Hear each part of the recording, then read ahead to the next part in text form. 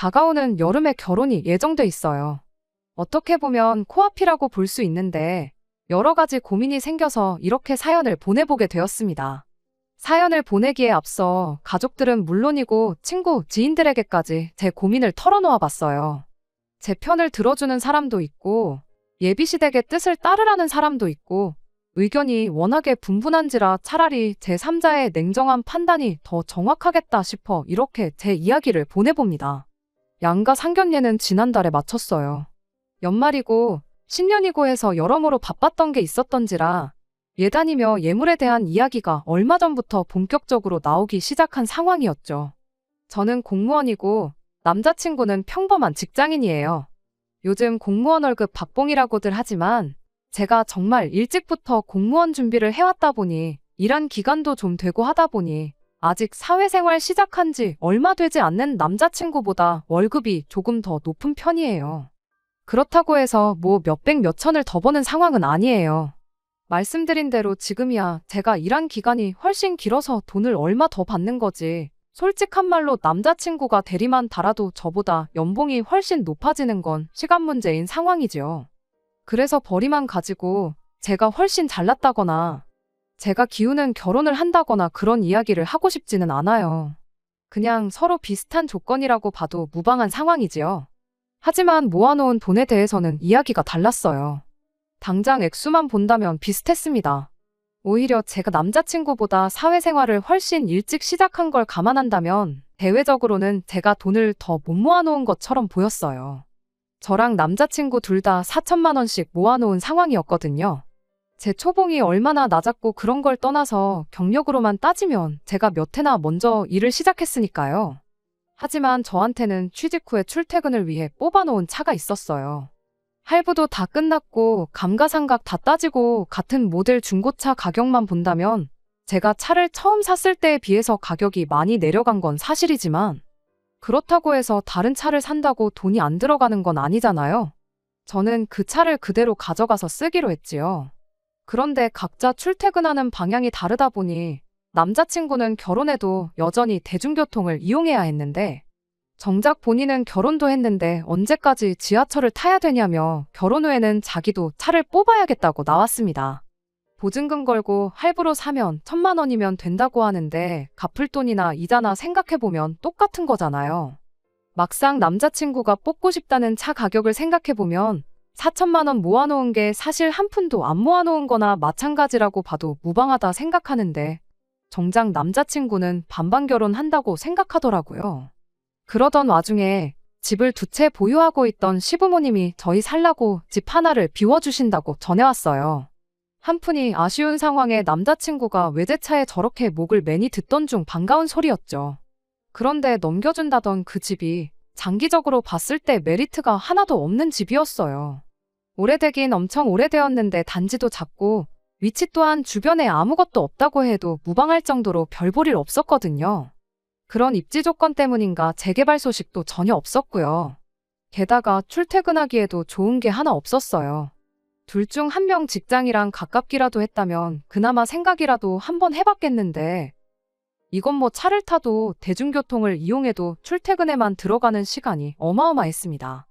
그렇다고 집에서 지하철역이 가까운 것도 아니고 버스 노선도 차라리 걸어가는 게 빠르겠다 싶을 정도로 엉망이었거든요. 한 푼이 아쉬운 와중에 집을 해준다는 사실만 가지고 감지덕지해야 하는 게 맞긴 하지만 아무리 그래도 이게 맞나 싶었어요. 출퇴근하면서 오며 가며 버리는 시간도 계산해봐야 하고 집이 저렇다 보니 솔직히 동네 치안도 별로 안 좋아 보이고 그랬거든요. 게다가 예비시 부모님도 투자 용도로 사놓은 집이지 실거 주목적으로 사놓은 게 아니어서 리모델링까지 새로 해야 할 판이었습니다. 먼저 새들어 살던 분이 집도 워낙에 지저분하게 쓰셔서 벽지 코너마다 곰팡이가 잔뜩에 샤시에서도 바람이 술술 들어오는 게 감기 걸리기 딱 좋겠더라고요. 이럴 바에 이 집을 급매로라도 정리를 하고 그 돈과 우리 모아놓은 돈을 합쳐서 새로 집을 구하자고 했어요. 남자친구한테도 당분간 차 살 생각은 말고 나도 내 차 팔아서 돈을 보탤 테니 그렇게 해보자고 했죠. 못해도 급매로 내놓으면 1억 초반은 받을 집이었으니 거기에 제 차까지 정리해 저희 두 사람 돈을 합치면 2억 정도 마련할 수 있지 않겠나 싶은 계산이었거든요. 그럼 적어도 여기보다 훨씬 더 좋은 환경의 위치까지 고려해서 집을 구할 수 있을 거라 생각했습니다. 그런데 예비시댁에서 반대를 해왔어요. 꼭 그 집에서 신혼살림을 차리는 조건이어야 한다더군요. 그게 아니면 그 어떤 지원도 해줄 생각도 없다고요. 오히려 저를 보고 요즘 것들은 이래서 안 된다며 혀를 차더라고요. 제가 거기에 살기 싫어하는 이유가 오래된 아파트라서 그러는 거 아니냐고 하면서요. 그것도 이유 중 하나인 건 사실이지만 그것만이 이유는 아니라고 제가 생각했던 문제점들을 집어서 말씀드렸죠. 오히려 저보고 아무것도 모른다고 뭐라고 하더라고요. 현재까지도 그 어떤 재개발 소식이 없으니까 더더욱 그 집이 메리트가 있는 집인 거 모르냐고 하더라고요. 요즘 것들은 겉만 번지르르 하지 알맹이는 보잘것없다고 겉만 번지르르한 집에 살고 싶어 하는 걸 보니 딱 알겠다는 겁니다. 지금은 아무 소식이 없으니 똥파리들이 꼬이지 않아서 저런 거지. 재개발 호재 하나만 터지면 그것만 가지고도 집값이 2배는 넘게 상승할 거라고 확신을 하고 있었어요. 괜히 헐값에 정리했다가 그 집이 대박이라도 나면 당신들은 배가 아파서 어떻게 사냐며 죽어도 그 꼴은 못 보겠다고 막무가내더군요. 예비시댁에서 저렇게 완강하게 나오니 제가 어쩔 도리가 없었습니다. 차라리 집을 지원받지 말고 우리 힘으로 어떻게든 해봐야 하나 이런 생각이 드는 와중에 이어서 또 어이없는 요구를 해오더군요. 자고로 남자 쪽에서 집을 해오면 여자 쪽에서 집값의 20%를 예단으로 해오면 기타 결혼식 비용은 다 부담하는 거 알고 있냐고 물어오며 미리 적어놓은 예단 리스트를 저한테 들이밀더라고요. 예단은 욕심내지 않고 별로 안 적었다고 하면서 예단을 조금만 받는 대신에 그 집 리모델링비 3천만 원을 저희 집에서 해주면 되겠다고 견적서를 들이밀더라고요. 이야기 꺼내기 전에 같은 식당 같은 식사 자리에서 똑같은 밥을 먹었는데 이 사람들이 뭘 잘못 먹고 이런 이야기를 다 꺼내나 싶었습니다. 게다가 가만 듣고 보니 말도 앞뒤가 안 맞았어요. 집값이 20%는 해오는 거라더니 막상 예단 리스트에 집 리모델링 견적서에 적혀있는 금액만 합쳐도 5천만 원이 넘었거든요. 결혼식 비용에 신혼여행 이것저것 합쳐서 계산해보면 거기서도 2천은 우습게 나올 테고요. 제가 새로 집을 구하자는 의견을 내면서 주변 부동산 시세를 조사했을 때 급매로 1억 초반에 내놔도 팔릴까 말까한 집이란 건 이미 알고 있던 상황이었거든요.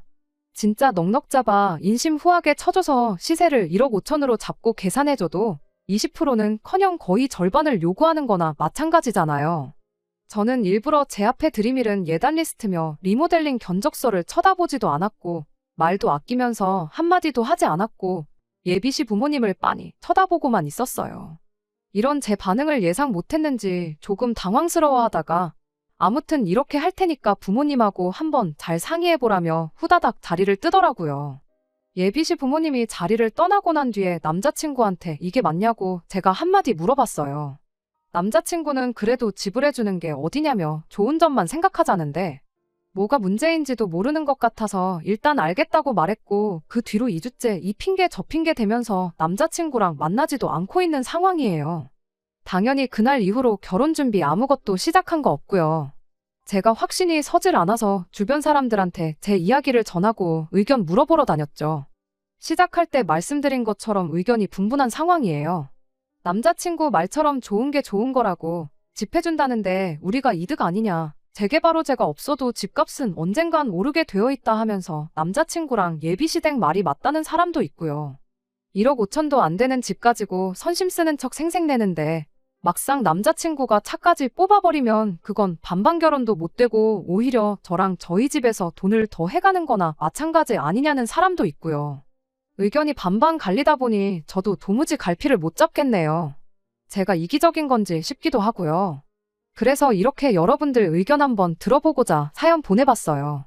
그냥 친한 동생한테 조언해준다 생각하고 기탄 없이 이야기해주시면 참 감사하겠습니다. 안녕하세요.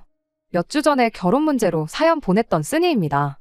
결론부터 말씀드리면 속 시원하게 파혼하고 돌아왔어요. 그 이야기 전해드리려고 이렇게 다시 한번 제 사연을 보내게 되었습니다. 처음엔 다시 한번 남자친구와 이야기를 해보기로 했었어요. 사랑하니까 결혼하기로 한 건데 돈 얼마가 중요하냐며 저희 부모님까지 나서서 좋은 점만 생각하라고 저를 설득하셨거든요. 저도 남자친구가 좋아서 결혼을 결심한 건데 너무 계산적으로 조건만 따지고 있는 게 아닌가 나야말로 속물이 아닌가 그런 생각도 들어서 최대한 긍정적으로 생각하기로 했습니다. 하지만 그렇다고 해서 호구 잡혀서 살겠다는 생각은 아니었어요. 예비시댁에서 원하는 대로 하는 만큼 저도 확실히 짚고 넘어갈 건 짚고 넘어가야겠다고 생각했거든요. 그래서 다시 한번 예비시 부모님과 같이 해서 자리를 마련했습니다.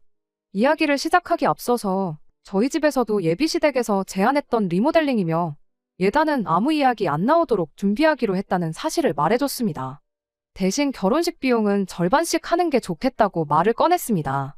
축의금 나오는 게 있으니까 이 비용 부분에 대해서는 문제가 없을 거라고 생각했고 예비시 부모님 표정이 떨떠름해 보였지만 일단 이야기를 계속 해보라던 게 제가 무슨 이야기를 하느냐 한번 보자고 하는 것 같아 보였습니다.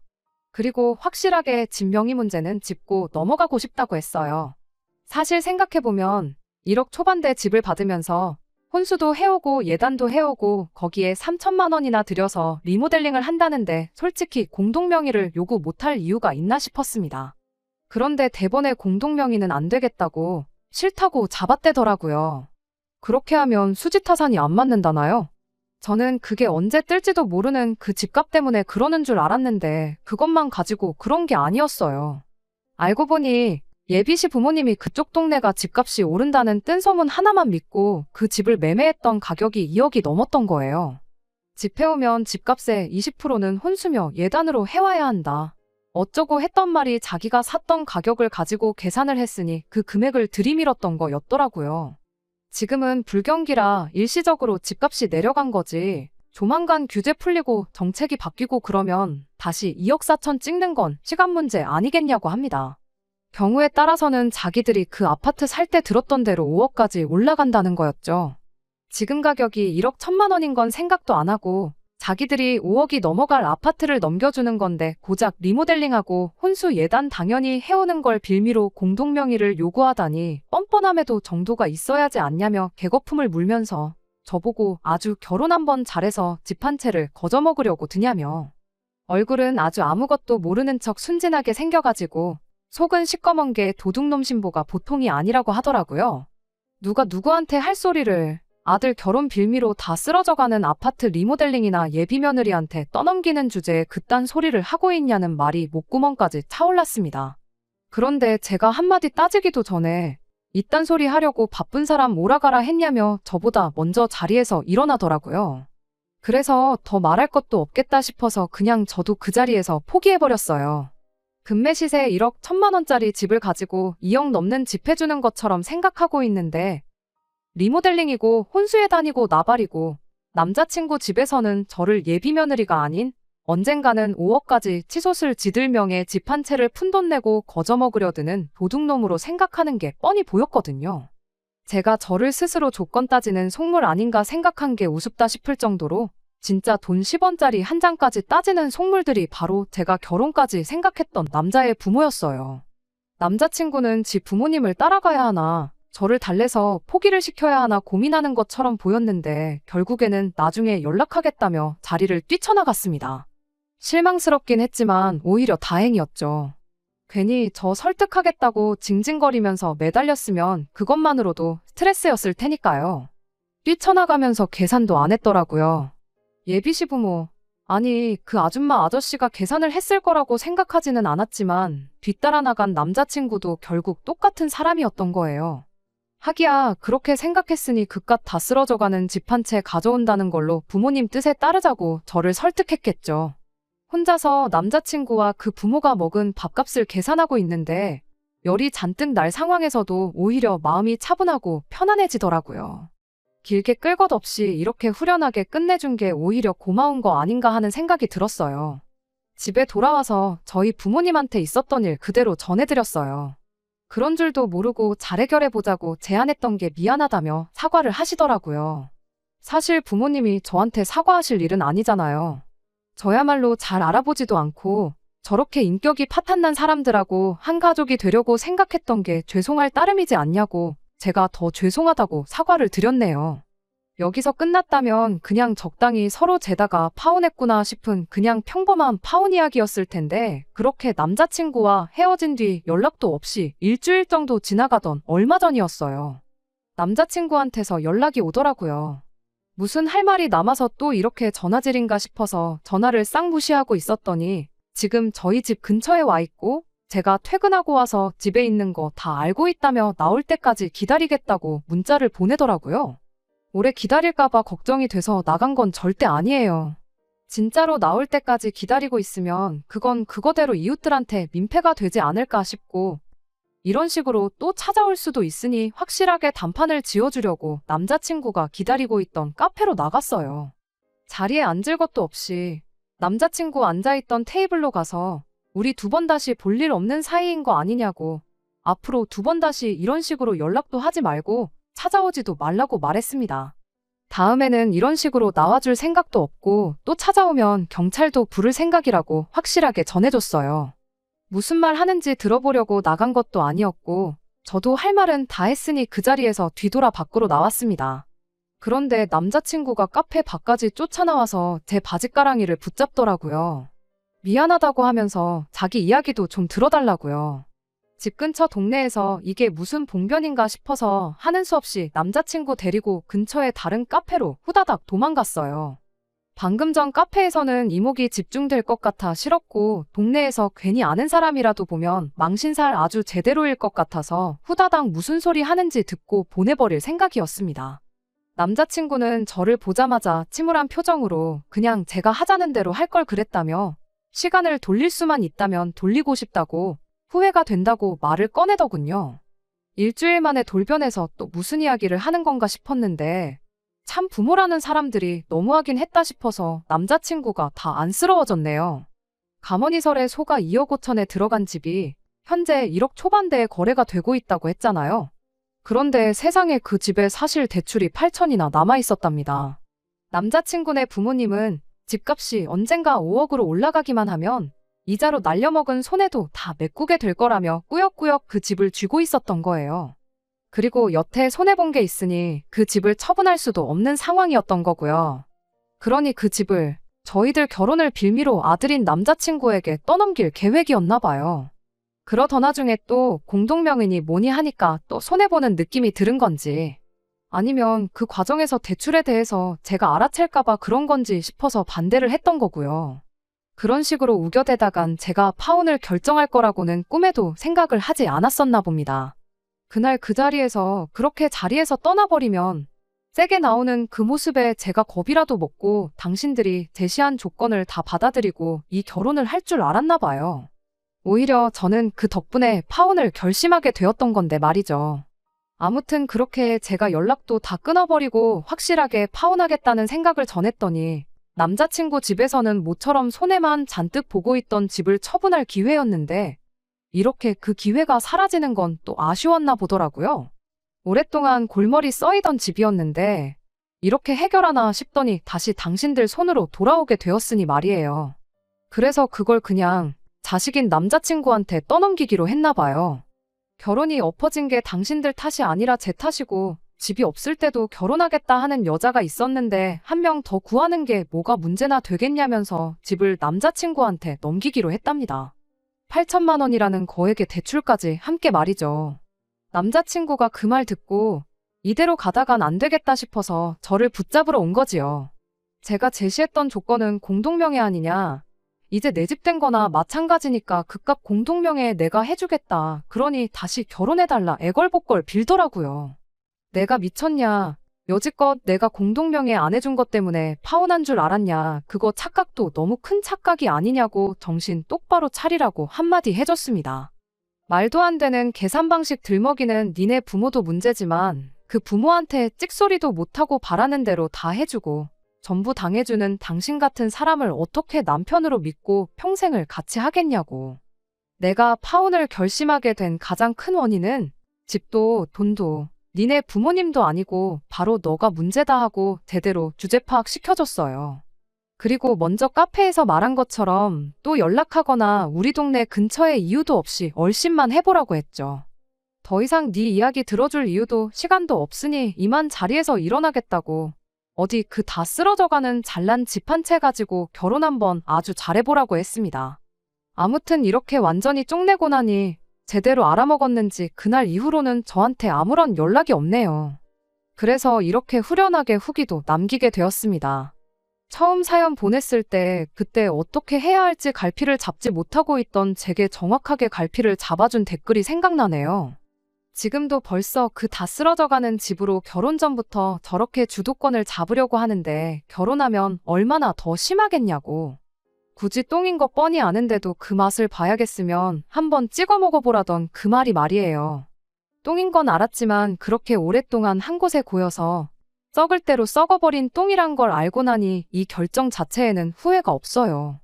다만 다시 다른 사람 만나서 연애하고 결혼 이야기까지 가게 되는 게 언제가 될지 도무지 엄두가 안 날 정도로 까마득한 게 마음에 걸리긴 합니다. 그렇다고 남자친구와 다시 잘해보겠다는 건 절대 아니니까 걱정 마세요. 똥차 가고 벤츠가 온다니까 제 가치를 키우면서 느긋하게 있으면 언젠가 그 벤츠가 알아서 나타나겠죠 뭐. 끝까지 들어주셔서 감사합니다. 오늘의 사연은 여기까지입니다. 구독과 좋아요, 알람 설정 부탁드리고 더 좋은 사연으로 다시 찾아뵙겠습니다. 감사합니다.